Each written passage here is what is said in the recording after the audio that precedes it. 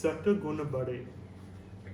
As he's giving this prema to others, this bandar, this storehouse, is increasing unlimitedly. So this is the unique nature of this storehouse. As Mahaprabhu is giving and giving from this storehouse, the prema is increasing and increasing and increasing. And if we become a participant in this wonderful festival of giving Krishna consciousness. So sometimes when you're out there and you're on the streets of London, Paris, Budapest, wherever it may be, and it's cold and damp and people are unfriendly, no one seems to care, your feet are hurting and you're hungry, and anyone who's distributed books, you know exactly what I'm talking about, then you think, why am I doing this? I just want to go home and I just want to read and chant. I want to be Krishna conscious, you know. I want a comfortable situation. Why is it so necessary for me to do so many austerities? What's the purpose? What's the point? Maybe I should change service. I think I was made to be a pujari. Nice warm temple room. I can be with the Lord. So nice. This is how I'll be Krishna conscious. How am I going to be Krishna conscious here on the streets? It's full of materialistic people. What's the point? You know? So the mind starts saying all of these things. Starts telling you that you shouldn't be here. You're in the wrong place. But Krishna, Mahaprabhu, the Parampara, your spiritual master, Srila Prabhupada, all the way up, they're most present at that very place. Because there is where you're performing austerities for their pleasure. And austerities, untold austerities. In some ways, austerities which, if you look at pre-Prabhupada's time, you know, all of the Parampara will be looking down at that preacher and they'll be showering their blessings upon that individual. Saying sadhu, sadhu, sadhvi, sadhvi. And just so grateful for the activities, for the voluntary difficulties that that individual is undertaking for the pleasure of all of those personalities who are like in the, you know, they have the VIP stand in a football match. You know, they have the VIP box. So all of these amazing personalities, the whole Parampara, Caitanya Mahaprabhu, Panchatattva, all of his associates, Sarup Damodar Goswami, and then Radhisham, they're all there, they're all watching, and they're all so appreciative. Why? Because we're out there and we're doing their bidding. We're sharing Krishna consciousness with the world, with people who have never heard of Krishna. And this is why preaching in the West is so amazing. Preaching in India is very attractive in many ways. There's so many devotees. It's so natural. When Prabhu came for Prashad lunch, I asked him, where's the best place to preach? What's your best experiences? Without batting an eyelid, he said, India. You were there. He said India. He said, because preaching in India is just so, I mean, it's not, I wouldn't say it's easy. I don't think it's easy anywhere. Because Indians are pretty materialistic and dedicated to their parents and their career progression and whatever else as well. But it's God consciousness is running through the veins of the people. It's just so natural, you know. But in the West, when you're telling people about Krishna who know nothing about Krishna, many of them have never even heard the name of Krishna, and you're giving those people Krishna consciousness, there's nothing like it. And the mercy that is showering down upon anyone who engages himself in that mission, there's nothing like it. And if you've done the mission, and if you've given your heart to the mission, even for a period of time, then you'll know what I'm talking about. Because that mercy that descends from Sri Chaitanya Mahaprabhu, and the more you give your heart to it, the more you let go of your barriers, you pull them down, and you just serve. the more you'll experience that mercy. And one day, or over time, you'll begin to experience that, yes, by serving Sri Chaitanya Mahaprabhu's lotus feet, gradually, he will reveal to you the lotus feet of Srimati Radharani. This is what Prabodhananda Saraswati is saying in this verse. Yata yata Gaura Badaravinda. Serve Chaitanya Mahaprabhu's lotus feet, and through that service, you will gain the lotus feet of Srimati Radharani. This is, that's the process. That's the process. And I think it's very important that we're very conscious of how that process works. As you serve Mahaprabhu and his mission, then gradually, naturally, everything will be revealed. Once Guru Maharaj was in Budapest, and he'd stayed there for some time, and he was leaving to go to the farm. And he was getting into the car, and he just looked at a few book distributors, and he said, just remember, every book you distribute will gradually, one by one, reveal your Swarup. Remember that, right? Every book you distribute, gradually, one by one, will reveal your Swarup. So he asked there was one devotee who asked him a few months ago, she asked Guru Maharaj, what's the how do I develop Manjari Bhav? What a bold question to ask. And Guru Maharaj said, if you want to know what the fast track is, and this Maharaji, she's a family woman, doesn't distribute books, never distributed books.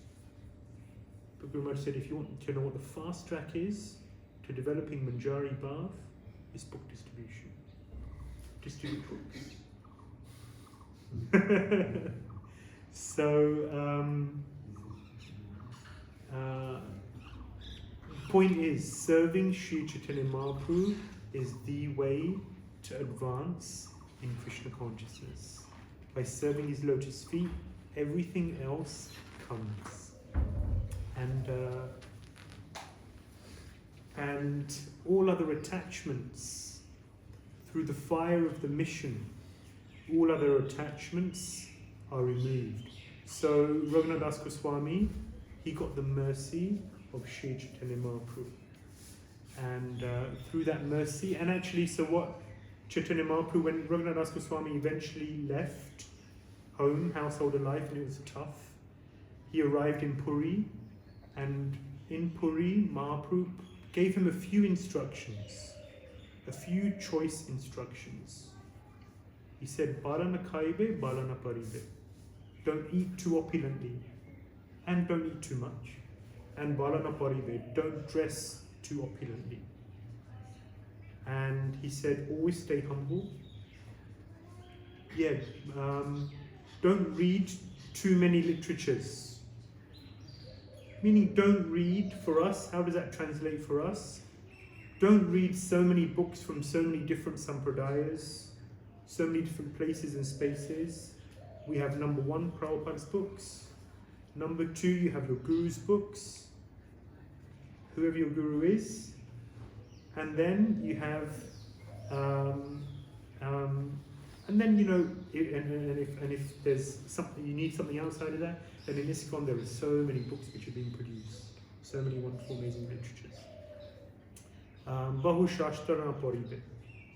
So he gave him a few essential instructions, and then he put him in touch and put him under the care of Swarup Damodar Goswami. And that's why Raghunath Das Goswami was called Swarupera Raghu. The Raghu, because there were many Raghunaths, but he was known as the Raghunath of Swarup Damodar Goswami. And he learned so much about Chaitanya Mahaprabhu. Raghunath Das Goswami learned so much about Chaitanya Mahaprabhu's life and times through Swarup Damodar Goswami. So Mahaprabhu was giving his mercy so profusely to so many different people in in different ways, according to what was most suitable to them. So, I don't know whether there's any questions or comments on anything I've said. I could say more, but on that topic, if I open up a new topic, it'll be long. If there's any comments, questions, criticisms, corrections, complaints. Yes. You said that Prabhupada said not to follow Raghunath Goswami's because we'll die. But is there a level of, like, what did he expect from us in terms of renunciation? How much should we follow? How much should we not? So the question is for the camera, if you didn't hear. Prabhupada said, don't follow Raghunath Goswami's level of renunciation, because if we do, we'll die. So what is a reasonable level of renunciation? How can we practice renunciation in our own lives in today's world in the 21st century? So Prabhupada gave various instructions in terms of the basics of renunciation, and these applied to anyone in any ashram, pretty much. There's always exceptional circumstances, but rising early, cold shower, Mangalarati, Swadhyay. If you read about the Brahmachari life, which is the basis, the foundation of spiritual life, it says one of the austerities of Brahmacharya is Swadhyay. It's to study transcendental literatures. So these things are kind of essential elements of renunciation. Of course, we take vows to follow the 4 regulative principles and chant 16 rounds. And then we should preach. And in the course of preaching, renunciation is naturally there. If you want to preach, if you want to share Krishna consciousness with people, then so many austerities come. Like I said, there's cold, there's heat. I remember in 2019, dear Shami Haripur took me to northern Sweden. I'd never been. He said it's a great place to distribute books. And it probably is a great place to distribute books, just not in mid-February, which is the coldest month of the year. It was minus 37 degrees. And we were out in, is he there? Shami Haripur, thank you again. Lullio, Umeo, Skellefteå, Piteå. They're the four kind of towns in northern Sweden. So we're very close to Lapland, you know, where the reindeers go around. And it was so cold. Every 10 minutes, and I was born in London, but my body's Indian. So I like heat, but cold. Minus 10 I can deal with, minus 15 just about, but anything below that, and every 10 minutes I was going into the mall to warm up my hands. It felt like my fingertips were going to drop off. It was so cold. So when I think of austerity, I think of that time, and so many other times. People are so rude, they're so dismissive, they can be so disinterested. So many austerities come when we want to preach. Sometimes people who you invest so much time, effort and energy in, they become inimical, either towards you or towards Krishna consciousness. So in the course of preaching, I think that's our biggest austerity, to preach, to give whatever time we have, depending on our situation, to the mission, to do whatever is required, and maybe even more than that is to give up our ego. What does renunciation mean? What is sannyas? Is to give up our ego. to renounce the conception of I, me and mine. I should be respected. I should, name, fame, glorification, adoration and distinction. They're so deeply seated in the consciousness. And to really become a servant. To become a servant of the Vaishnavas. To become a servant of one's spiritual master. To become a servant of Srila Prabhupada. To do whatever is required. And to give up this need to be respected. This is real renunciation. That's relevant for everyone. You don't have to be in saffron cloth and a danda to give those things up. These things are fundamental and so relevant, so essential for our progress in Krishna consciousness. So, by serving the mission, the preaching mission, and by serving the devotees, being ready to do whatever is required, gradually we wear down this conception of I, me, and mine. How does it begin? 5th canto, 1st verse. Yes. To grihashetra sutapta vitai janasya mohoyam aham mameti. Aham mameti. I and mine. So, so this I and mine. We say in English, I, me and mine. And one has to really let go of that conception of I, me and mine and just be a servant. Advaita Acharya, he puts his hand in the air, hands in the air, and he says, Caitanya Radas Samui, Caitanya Radas, Caitanya Radas Samui, Taradasya Radas. He's jumping up and down, he's dancing, he's in ecstasy, and he's saying, I'm a servant of Sri Chaitanya Mahaprabhu. I'm a servant of Sri Chaitanya Mahaprabhu. I'm a servant of Sri Chaitanya Mahaprabhu. But not just Sri Chaitanya Mahaprabhu. And this is also important. Sometimes it's easy to be a servant of the top man. It's easy to be a servant of Krishna. It's easy to be a servant of Sri Chaitanya Mahaprabhu. It's easy to be a servant of Guru Maharaj.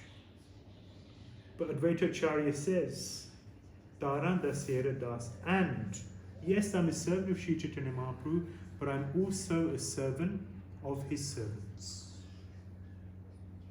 And when we serve his servants, when we serve the everyday Vaishnavas, the normal Vaishnavas, the ordinary devotees, the not so great devotees, the faulty devotees, the devotees with whom I find so many problems and issues so very often, that if I serve them also and look to satisfy them, then Chaitanya Mahaprabhu is really happy. And most, that devotee who when you see them, you just want to turn around and walk in the other direction. Or that devotee, when you see them, you just want to cross the road.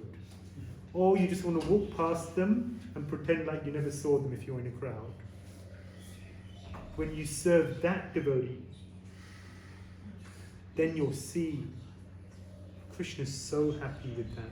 Chaitanya Mahaprabhu is so pleased with that kind of service, and you'll feel, you'll experience then that the ego in the heart is crying out, saying, no, no, I don't want to do this. Not him, not her. But when you do it, then you're taking away a chunk of that false ego from the heart. And that's when we really make advancement. So yeah, we should be like Advaita Acharya. We should be jumping up and down on this wonderful day of Purnima. We should be singing and dancing. It's New Year's. For us, this is New Year. So the 1st of January 2025, everyone, even devotees, they're making New Year's resolutions. And thinking, okay, what was my 2024 like? What did I do right? What did I do wrong? How can I do better? How can I advance more in my spiritual life? How can I move forward in my career? Making all sorts of New Year's resolutions. But for us, today, the 14th of March 2025, is 539 years since the advent of Sri Chaitanya Mahaprabhu. Now is our new year. So today we should be making New Year's resolutions. Today we should be thinking, how can I become a better servant of Sri Chaitanya Mahaprabhu? How can I make more advancement? How did I do in the past year? How much service did I do? How dedicated and sincere was I in that service? How can I do better? How can I do more? How can I increase my hearing and chanting about Krishna? How can I increase my service attitude in relation to the Vaishnavas? How can I grow in my dedication and my devotion to Guru, to Prabhupada, to Mahaprabhu, to Krishna? How can I become a better servant? And so we should be celebrating that, yeah, I'm a part of Chaitanya Mahaprabhu's movement. I'm a part of this mission. And like Advaita Acharya, we should be saying, Chaitanya Das Samui, Chaitanya Das. You can repeat. Chaitanya Das Samui, Chaitanya Das.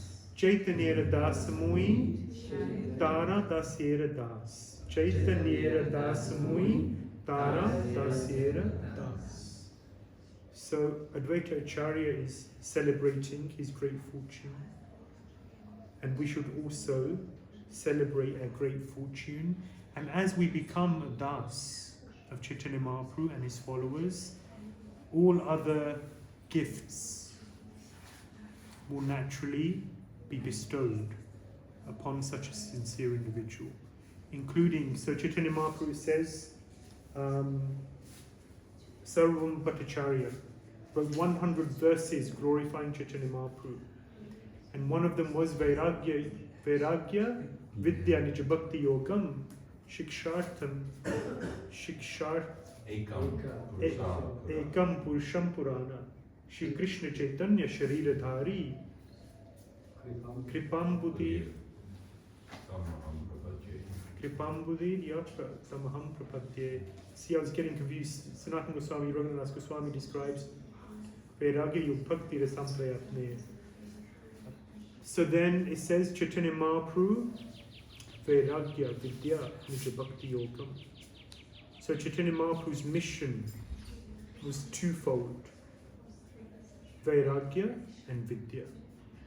To give people transcendental knowledge. To give people the ability to distinguish between matter and spirit. So that you know what's what. You can see the objects of attachment, and you can become detached, and that's where Vairagya comes in. So Vairagya and Vidya go very much hand in hand. Through the cultivation of transcendental knowledge, we can develop detachment.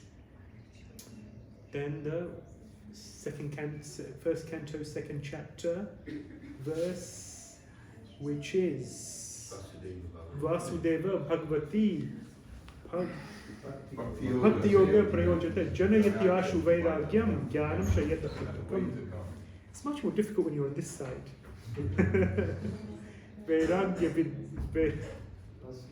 Vasudeva Bhagavati Bhakti Yoga Prayojata Janayati Ashu Vairagyam Jnanam Shayata Pratukam.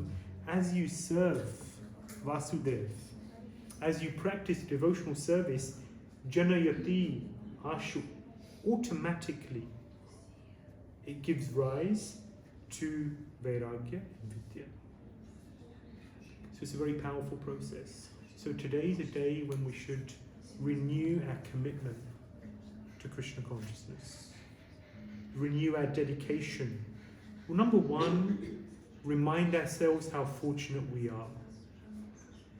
think about, it's very difficult to look at the counterfactual. If I didn't have Krishna consciousness, if I didn't come to Krishna consciousness, what would my life be? It's very difficult to decipher that, because how do you know? But you can kind of interpolate based on your life and your desires before Krishna consciousness, and then just reflect on how transformative Krishna consciousness has actually been. So Srila Jayapataka Maharaj wrote this bhajan, Jadi Prabhupada na hoito, tabe ki hoito, ye jivana karipa kiche. What would happen to me if Prabhupada didn't come? If Prabhupada didn't come to the West, if Prabhupada didn't have that pioneering spirit, if he didn't come to give Krishna consciousness to all those great souls who in turn have given us Krishna consciousness, then where would my life be? What would become of me? Where would I be right now? What kind of a life would I be leading? And therefore, let me be so grateful for this mission which was instituted, inaugurated by Sri Caitanya Mahaprabhu. Let me be so grateful to him for starting this mission, for giving Krishna consciousness so profusely, and for empowering the Senapati Bhakta, for empowering Srila Prabhupada to give Krishna consciousness to so many great souls, and for us for having received this wonderful gift, and therefore being real instruments, empowered instruments for giving Krishna consciousness to the world. Is that okay? One more question, we still got a few more minutes. Mataji? I was going to say, now we're inspired to go on a Buddhist vision.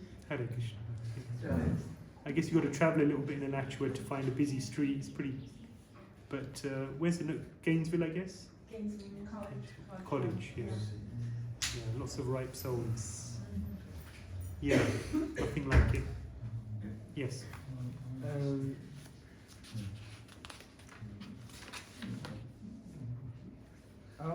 How can we keep a good attitude with book distribution to avoid it as being a business transaction? So how to keep a good attitude in book distribution and avoid it becoming just a business transaction. So, when you're going out there, you're selling books. Sometimes we say you're selling books. But essentially we have to be conscious about what we're doing. Anything we do in life in Krishna consciousness can become mechanical, and we can just do things in the wrong consciousness. So you'd think, if you're dressing the deity, you'd think, wow, Prabhupada said, who's the closest to Krishna? The pujari is closest to Krishna. Because you're right there, you're with the Lord, you're touching Krishna. And if you have the understanding that this is not a deity, this is Krishna, then you imagine you're with Krishna. You're with the Supreme Personality of Godhead right there. But if you talk to many seasoned pujaris, they'll say their service becomes mechanical. And they just do it on autopilot. And they're not conscious that actually I'm serving the Lord. And they just do it, okay, well I'm dressing a doll. In essence, that's consciousness. So in the same way, we're out there, we're distributing books. What am I doing? A devotee who's doing on autopilot, a devotee who's fruitive, is thinking, I'm trying to get a good score so I can go home and get a big jai when the scores are read tomorrow morning in front of the deities and the devotees. I'm doing it so I can get lots of Lakshmi and maybe pocket some so I can buy myself, something, whatever it may be. And so many other reasons. I'm doing it so I can rip this person off. So there may be so many other ulterior motives, so many mixed motivations, but a sincere devotee is always looking to do things with more and more consciousness and purer intention. Because these are the things which this is what really matters. What is Krishna really interested in? last point, he says, Pratram pushpam phalam toyam yomai bhakti prayachati tadaham bhakti uparitam ashnami paratatmanaha. What is Krishna really looking for in anything we do? What is the real ingredient which attracts him? Whether we're cleaning the floor, dressing the deities, managing, distributing the books, Krishna's looking for bhakti. So we have to assess what is the love content, what is the bhakti content in anything that I'm doing. And whenever we're doing anything, we have to assess. We have to think very carefully, how much am I doing this with consciousness? How conscious am I? How conscious am I that this is for the pleasure of the Lord? This is not for me. This is not for my name, fame, glorification, adoration, distinction. This is for His pleasure and His pleasure only. And if we do it with that motivation, then everything else falls into place. Thank you everyone for your kind attention. Granth Shri Vilapas Manjali ki, Shri Chaitanya Mahaprabhu ki, Gaura Purnima Mahamotsava ki, Shri Chaitanya Mahaprabhu ki, Shri Panchatattva ki, Srila Prabhupada ki, Nitai Gaur Premanand ki.